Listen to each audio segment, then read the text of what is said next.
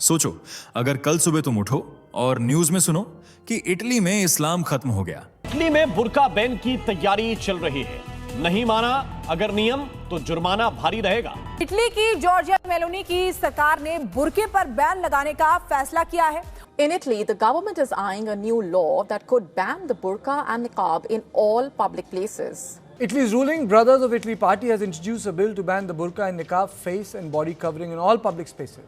ना कोई हिजाब, ना बुर्का, ना अजान की आवाज, सिर्फ चर्च की घंटियां और वेस्टर्न कल्चर की जीत के नारे। पागलपन लगता है ना? लेकिन ये सपना नहीं, हकीकत बन चुकी है। आज की इस वीडियो में हम सिर्फ एक कानून की बात नहीं करेंगे, बल्कि उस मानसिक भूकंप की जिसने यूरोप की नींव हिला दी है। क्योंकि जो फैसला इटली ने लिया है, उसने पूरी दुनिया को दो हिस्सों में बांट दिया है, आस्था बनाम सुरक्षा, धर्म बनाम संस्कृति।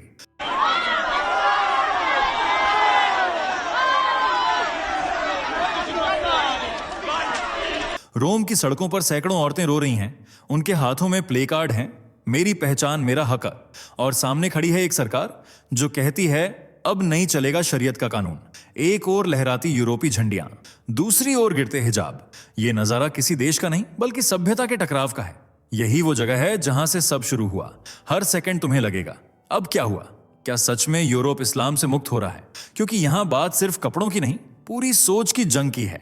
और अगर तुम ये वीडियो अंत तक देखोगे तो समझोगे कि यह सिर्फ इटली की कहानी नहीं, बल्कि कल के भारत की झलक भी हो सकती है। अब सवाल है, ये बदलाव सुरक्षा के नाम पर आया है या धर्म के खिलाफ युद्ध के नाम पर?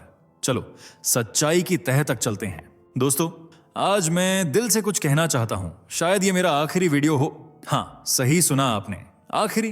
क्योंकि हम दिन रात मेहनत करके जो वीडियो बनाते हैं, वो अगर आप तक पहुंचकर वहीं रुक जाएं, बिना आपके प्यार, बिना आपके सपोर्ट के, तो यकीन मानिए हिम्मत टूट जाती है। हर लाइक, हर कमेंट, हर सब्सक्रिप्शन हमारे लिए सिर्फ नंबर नहीं होते, वो हमारे लिए सांस लेने जैसा सहारा होते हैं।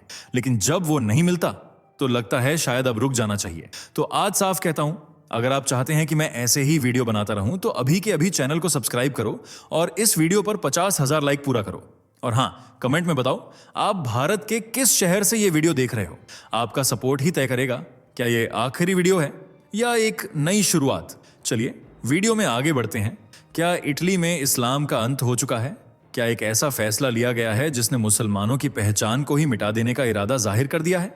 जी हाँ, आज हम बात कर रहे हैं उस देश की जिसने यूरोप की सियासत में एक नई आग भड़का दी है, जहां एक ऐसा कानून पेश किया गया है जो सिर्फ कपड़ों पर नहीं बल्कि एक पूरी संस्कृति पर प्रहार करने जैसा बताया जा रहा है। इटली की सड़कों पर अब बुर्का, नकाब और हिजाब नहीं दिखेंगे। ये सिर्फ एक न्यूज हेडलाइन नहीं, ये उस भूचाल की आहट है जिसने लाखों मुसलमानों की नींद उड़ा दी है और कट्टरपंथियों में हड़कंप मचा दिया है। सोचिए, अगर कोई महिला अपने चेहरे को ढकती है तो उसे जुर्माना भरना होगा, वो भी 3 लाख रुपए तक। अगर शादी किसी की मर्जी के खिलाफ होती है तो उसे अपराध माना जाएगा। मस्जिदों को मिलने वाली फंडिंग भी अब सरकार की नजर में है। और ये सब हो रहा है इटली में, जहां प्रधानमंत्री जॉर्जिया मेलोनी ने खुलेआम कहा इस्लामिक परंपराएं यूरोपीय संस्कृति के खिलाफ हैं। क्या ये कदम सुरक्षा के नाम पर धार्मिक आजादी को कुचलने की शुरुआत है या ये एक लोकतांत्रिक देश की सांस्कृतिक रक्षा की कोशिश? इस वीडियो में हम सिर्फ खबर नहीं बताएंगे बल्कि उसकी तह में जाएंगे। क्यों हुआ ऐसा फैसला, किसे फायदा होगा और किसकी आस्था रौंदी जाएगी? वीडियो के अंत में आपको खुद तय करना होगा, यह फैसला सही है या सिर्फ नफरत से भरा हुआ। इटली की राजनीति में एक बड़ा धमाका तब हुआ जब प्रधानमंत्री जॉर्जिया मेलोनी की सरकार ने संसद में एक ऐसा विधेयक पेश किया जिसे वहां की अब तक की सबसे सख्त और विवादित मुस्लिम नीति माना जा रहा है। नाम है एंटी इस्लामिक रेडिकलिज्म बिल, लेकिन असल में इसका हर प्रावधान एक सीधे वार की तरह महसूस होता है मुस्लिम समुदाय पर। Sí a la familia natural, no a los lobby LGBT.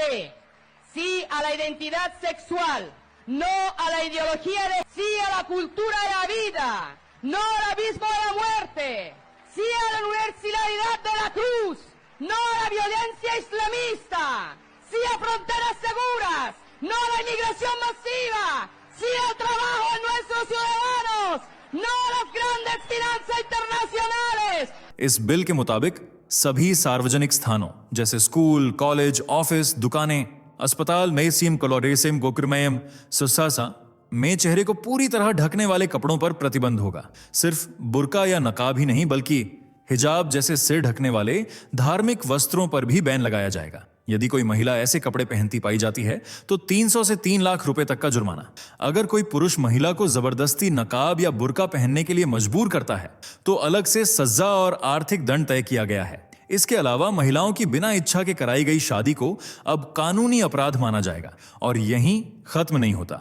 सरकार का कहना है कि मस्जिदों की फंडिंग की भी पूरी निगरानी की जाएगी, खासकर सऊदी अरब और कतर जैसे देशों से आने वाले फंड्स पर। सरकार मानती है कि इन्हीं पैसों से इस्लामिक कट्टरपंथ को बढ़ावा मिलता है। मेलोनी सरकार के प्रवक्ताओं ने 2 टूक कहा, इटली में अब सिर्फ एक कानून चलेगा, हमारा संविधान, न कि कोई शरीयत। Un problema di compatibilità tra la cultura islamica o certa interpretazione della cultura islamica e i diritti e i valori della nostra civiltà. A me non sfugge che la gran parte dei centri culturali islamici in Italia sono finanziati dall'Arabia Saudita e l'Arabia Saudita è una nazione che a casa sua applica la Sharia e Sharia significa lapidazione per l'adulterio, pena di morte per apostasia, pena di morte per omosessualità. यानी ये केवल एक कपड़े का मामला नहीं है, ये उस सोच पर हमला है जिसे मेलोनी और उनकी पार्टी सांस्कृतिक अलगाववाद कहती है। और सबसे चौंकाने वाली बात, इस विधेयक को संसद में भारी समर्थन मिल रहा है। ऐसा लग रहा है जैसे पूरा सिस्टम इस बदलाव के लिए पहले से तैयार बैठा था। तो क्या यह कदम राष्ट्रहित में सुधार है या एक धार्मिक समुदाय के अधिकारों की हत्या? अगले हिस्से में हम आपको बताएंगे किस हद तक ये बैन जा रहा है और कौन कौन से कपड़े अब गैर कानूनी हो चुके हैं। इटली सरकार ने साफ कर दिया है, अब किसी भी सार्वजनिक जगह पर चेहरे को पूरी तरह या आंशिक रूप से ढकना कानून के खिलाफ होगा। तो इसका मतलब क्या है? इसका मतलब है कि अब बुर्का, जो शरीर को सिर से पांव तक ढकता है, पूरी तरह बैन है। नकाब, जो सिर्फ आंखें छोड़कर पूरा चेहरा ढकता है, वो भी अब अवैध है। लेकिन चौंकाने वाली बात यह है कि हिजाब, जो सिर्फ सिर और बालों को ढकता है, उसे भी इस कानून के दायरे में लाया गया है, खासकर तब जब चेहरा आंशिक रूप से भी ढकता हो। ये बैन कहां लागू है? स्कूलों और विश्वविद्यालयों में, सरकारी और निजी दफ्तरों में, दुकानों, मॉल, अस्पताल, रेलवे स्टेशन, एयरपोर्ट जैसे सभी सार्वजनिक स्थलों पर, यहां तक कि सड़कों और पार्कों में भी अगर चेहरा ढका है तो कार्रवाई की जा सकती है और सजा, पहली बार पकड़े जाने पर 300 यूरो यानी लगभग 8 से 47,000 का जुर्माना, बार बार उल्लंघन करने पर यह जुर्माना 3,000 यूरो यानी करीब 7 लाख तक पहुंच सकता है। और अगर किसी ने किसी महिला को जबरदस्ती ऐसा पहनावा पहनने को मजबूर किया तो अतिरिक्त सजा भी तय की गई है। ये सिर्फ कानून नहीं है, ये एक सीधा दखल है निजी धार्मिक पहचान में। अब सवाल उठता है, क्या सरकार को यह हक है कि वो तय करे कौन क्या पहने, या फिर यह फैसला धार्मिक स्वतंत्रता को कुचलने वाला है? आगे हम जानेंगे कि खुद जॉर्जिया मेलोनी ने इस फैसले को कैसे संस्कृति की रक्षा के रूप में पेश किया है। जॉर्जिया मेलोनी कोई साधारण नेता नहीं है, वो खुद को ईसाई यूरोपीय मूल्यों की रक्षक कहती हैं और उनके मुताबिक यूरोप को आज सबसे बड़ा खतरा कहीं और से नहीं बल्कि इस्लामी कट्टरपंथ से है। उनका एक पुराना बयान वायरल हुआ था जिसमें उन्होंने साफ कहा था, इस्लामिक परंपराएं यूरोपीय संस्कृति से मेल नहीं खाती, हमारी सभ्यता अलग है, उनके मूल्य अलग हैं, हम इटली में शरिया कानून लागू नहीं होने देंगे। Difenderemo la nostra identità, difenderemo Dio, patria e famiglia e fatevene una ragione. ये सिर्फ एक राजनीतिक स्टेटमेंट नहीं था, ये उनकी पूरी विचारधारा की नींव है। मेलोनी की पार्टी ब्रदर्स ऑन इटली हमेशा से यह मानती आई है कि अगर देश को सांस्कृतिक रूप से एकजुट रखना है तो बाहर से आई धार्मिक परंपराओं को सीमित करना ही पड़ेगा।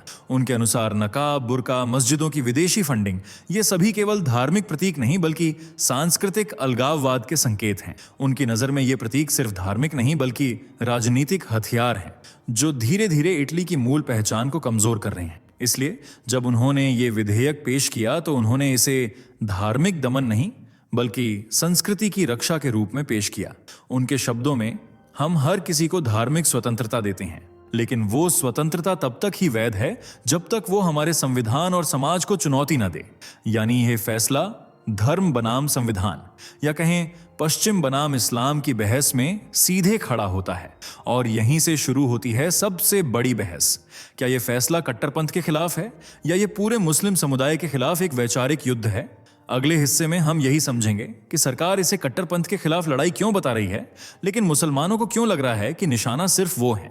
सरकार की तरफ से यह विधेयक सिर्फ एक बयान नहीं बल्कि एक राष्ट्रीय सुरक्षा और सांस्कृतिक अखंडता का ऐलान है। सरकारी प्रवक्ताओं का कहना है कि यह फैसला इस्लाम धर्म के खिलाफ नहीं बल्कि उस कट्टरपंथी सोच के खिलाफ है जो यूरोप में समानांतर समाज बनाने की कोशिश करती है।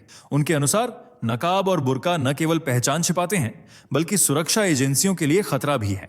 कई मामलों में इन्हें इस्तेमाल किया गया है अपराध छिपाने या चरमपंथ फैलाने के लिए। मस्जिदों की विदेशी फंडिंग से राजनीतिक इस्लाम को बढ़ावा मिलता है जो लोकतांत्रिक मूल्यों से टकराव करता है। लेकिन मुस्लिम समुदाय इसे केवल कट्टरपंथ पर वार नहीं मानता। उनके मुताबिक जब हिजाब जैसे साफ धार्मिक प्रतीक को भी प्रतिबंधित किया जाता है तो यह धर्म की आजादी पर हमला है। हर महिला जो नकाब पहनती है वो चरमपंथी नहीं होती, ये उसकी आस्था और पहचान है। क्या सिर्फ कुछ मामलों के चलते पूरे समुदाय को शक की निगाह से देखना न्याय संगत है? यहां पर सवाल उठता है, क्या सरकार कट्टरपंथ की आड़ में पूरे धर्म को निशाना बना रही है, या क्या यह एक कड़ा लेकिन जरूरी कदम है ताकि आने वाली पीढ़ी एक सुरक्षित मुक्त समाज में सांस ले सके? इस टकराव में सच क्या है, आप तय कीजिए, क्योंकि अगले हिस्से में हम देखेंगे कि इस फैसले ने सड़कों पर कैसे गुस्सा और विरोध की लहर खड़ी कर दी है। इटली में नया कानून अभी संसद से पारित भी नहीं हुआ था कि देश के कई हिस्सों में गुस्से की लहर फैल गई। मुस्लिम समुदाय ने इसे सिर्फ धार्मिक भेदभाव नहीं बल्कि राज्य द्वारा प्रायोजित उत्पीड़न करार दिया। रोम, मिलान और नेपल्स जैसे बड़े शहरों में सैकड़ों महिलाएं और युवाओं ने प्रदर्शन किया। बैनर हाथ में थे, हिजाब मेरी पहचान है, मेरे कपड़े मेरी पसंद, और नारे लग रहे थे, हम पर अपनी पहचान थोपना बंद करो। एक प्रदर्शनकारी महिला ने मीडिया से कहा, हमें हमारे कपड़ों से नहीं हमारे कर्मों से पहचानो। क्या हर बुर्का पहनने वाली महिला आतंकी है? सोशल मीडिया पर भी आक्रोश फूट पड़ा। Hijab is my right, stop religious bias जैसे हैशटैग ट्विटर, अब एक्स और इंस्टाग्राम पर ट्रेंड करने लगे। कई मानवाधिकार संगठनों ने भी इस विधेयक की निंदा की। एमनेस्टी इंटरनेशनल ने एक बयान में कहा, यह कानून धार्मिक स्वतंत्रता का खुला उल्लंघन है और इससे समाज में और ज्यादा ध्रुवीकरण होगा। कुछ ईसाई नेताओं ने भी इस पर चिंता जताई कि आज अगर एक धर्म के प्रतीक पर रोक लगेगी तो कल किसी और धर्म की बारी भी आ सकती है। ऐसे माहौल में डर यह है कि अगर विरोध की आवाजें और तेज हुई तो देश में सांप्रदायिक तनाव गहरा सकता है। पर क्या यह विरोध कुछ बदल पाएगा, या फिर यह कानून चाहे जितना विरोध हो अब टलने वाला नहीं? आगे जानेंगे, क्या इटली अकेला देश है या ये एक पूरे यूरोप की बदलती तस्वीर है? टली का बुर्का और हिजाब बैन सिर्फ एक देश का फैसला नहीं है, ये उस यूरोपीय लहर का हिस्सा है जो पिछले कुछ सालों में धीरे धीरे तेज होती जा रही है। इसकी शुरुआत हुई फ्रांस से। 2011 में फ्रांस बना पहला यूरोपीय देश जिसने सार्वजनिक स्थानों पर बुर्का और नकाब पर पूर्ण प्रतिबंध लगाया। उसके बाद एक एक कर कई देश इसी राह पर चल पड़े। बेल्जियम 2011 में ही बुर्का बैन, डेनमार्क 2018 से सार्वजनिक स्थानों पर चेहरा ढकने पर रोक ऑस्ट्रिया, 2068 में फेस कवरिंग बैन, नीदरलैंड 2019 से सार्वजनिक स्थलों पर नकाब प्रतिबंधित स्विट्जरलैंड, 2021 में जनमत संग्रह के जरिए बुर्का बैन को मंजूरी मिली। बुल्गारिया और नॉर्वे जैसे देशों ने भी सीमित रूप से ऐसे प्रतिबंध लागू किए हैं। इन सभी देशों में तर्क एक ही है, हमारी संस्कृति और सार्वजनिक सुरक्षा को बनाए रखना। और अब जब इटली इस कड़ी में जुड़ गया है तो ये सिर्फ एक देश का फैसला नहीं रहा, ये एक सांस्कृतिक सुरक्षा नीति का यूरोपीय खाका बनता जा रहा है। विशेषज्ञों का कहना है कि शरणार्थियों और प्रवासियों की बढ़ती संख्या और कुछ कट्टरपंथी घटनाओं के बाद यूरोप अब धार्मिक प्रतीकों को संदेह की नजर से देखने लगा है। ऐसे में सवाल यह है कि क्या ये बदलाव जरूरी प्रतिक्रिया है या धार्मिक असहिष्णुता की नई परिभाषा, और क्या भारत जैसे देशों पर भी इसका मनोवैज्ञानिक असर पड़ेगा? यही जानेंगे अगले हिस्से में। इटली में बुर्का, हिजाब और नकाब पर बैन लगने के बाद अब भारत में भी बहस तेज हो गई है। सोशल मीडिया पर लोग खुलकर पूछ रहे हैं, अगर इटली कर सकता है तो भारत क्यों नहीं? और कुछ लोग उतनी ही तीखी प्रतिक्रिया में कह रहे हैं, भारत में संविधान है, यहां धार्मिक आजादी का अधिकार है। तो सवाल उठता है, क्या भारत में ऐसा कानून संभव है? संविधान का अनुच्छेद 25 हर नागरिक को धार्मिक स्वतंत्रता देता है। कोई भी धर्म मान सकता है, उसका पालन कर सकता है और सार्वजनिक रूप से उसका प्रदर्शन भी कर सकता है, जब तक वो सार्वजनिक व्यवस्था, नैतिकता और स्वास्थ्य के खिलाफ न हो। लेकिन भारत में भी ऐसे मामले सामने आए हैं जहां हिजाब या नकाब विवाद बड़ा मुद्दा बन चुका है। याद कीजिए, कर्नाटक में स्कूलों में हिजाब पहनने पर प्रतिबंध को लेकर कितना बड़ा बवाल हुआ था। वहां भी मामला सीधे शिक्षा बनाम धार्मिक पहचान का बन गया था। अब जब इटली जैसे लोकतांत्रिक देश इतना बड़ा कदम उठा रहे हैं, तो क्या भारत में वैसी सोच पनप रही है? क्या राजनीतिक दल इस मुद्दे को सांस्कृतिक राष्ट्रवाद के तहत भुनाने की कोशिश करेंगे, या फिर भारत अपने धार्मिक विविधता के मॉडल को बनाए रखेगा? और अगर कभी ऐसा कानून आया तो क्या भारत की सड़कों पर भी वही गुस्सा, वही विरोध दिखेगा जो आज इटली में हो रहा है? इन सवालों के जवाब भविष्य के गर्भ में हैं। लेकिन इस बहस ने एक बार फिर बता दिया, कपड़े सिर्फ कपड़े नहीं, पहचान बन चुके हैं। अब हम पहुंचेंगे इस स्क्रिप्ट के निर्णायक मोड़ पर। अब तक आपने देखा इटली में क्या हुआ, कैसे हुआ और क्यों हुआ। सरकार कहती है हम अपनी संस्कृति की रक्षा कर रहे हैं, मुस्लिम समुदाय कहता है ये हमारे धर्म पर हमला है। तो अब सवाल उठता है, सच्चाई किसके साथ है? क्या वाकई बुर्का, नकाब या हिजाब पहनना किसी के लिए खतरा है, या ये सिर्फ एक आस्था, परंपरा और पहचान का हिस्सा है जिसे कोई सरकार नहीं छीन सकती? क्या किसी देश को हक है कि वो सार्वजनिक सुरक्षा या सांस्कृतिक एकरूपता के नाम पर लोगों की व्यक्तिगत धार्मिक स्वतंत्रता को नियंत्रित करे? या फिर यह जरूरी हो जाता है जब कट्टरपंथ धीरे धीरे सामाजिक ढांचे को तोड़ने लगे? जॉर्जिया मेलोनी का दावा है कि यह कानून इटली को एकजुट रखेगा, उसे सांस्कृतिक आतंकवाद से बचाएगा। लेकिन विरोध करने वाले कहते हैं कि कानून का निशाना आतंकवाद नहीं, धर्म है। इस टकराव में सबसे मुश्किल स्थिति में है आम मुस्लिम महिलाएं, जो न तो कट्टरपंथी हैं न अपराधी, बस अपनी पहचान के साथ जीना चाहती हैं।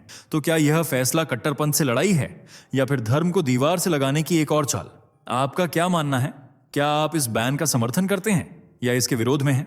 कमेंट करके जरूर बताएं और खुलकर अपनी राय रखें। और अगर आपको लगता है कि यह बहस जरूरी है तो इस वीडियो को अपने दोस्तों, परिवार और सोशल मीडिया पर शेयर करें, ताकि यह चर्चा और गहराई तक पहुंचे। क्योंकि यह सिर्फ इटली की कहानी नहीं, ये उस टकराव की कहानी है जो आज हर समाज के दिल में छिपा बैठा है। क्या आप चाहते हैं कि भारत में भी ऐसा कानून लागू हो, या आपको लगता है कि धर्म की आजादी सबसे ऊपर है? इस वीडियो को शेयर कीजिए और अपनी राय आवाज बनाइए। दोस्तों, आपको स्क्रीन पर 2 और वीडियोस दिखाई दे रही हैं, जिसे देखने के लिए स्क्रीन पर क्लिक करें।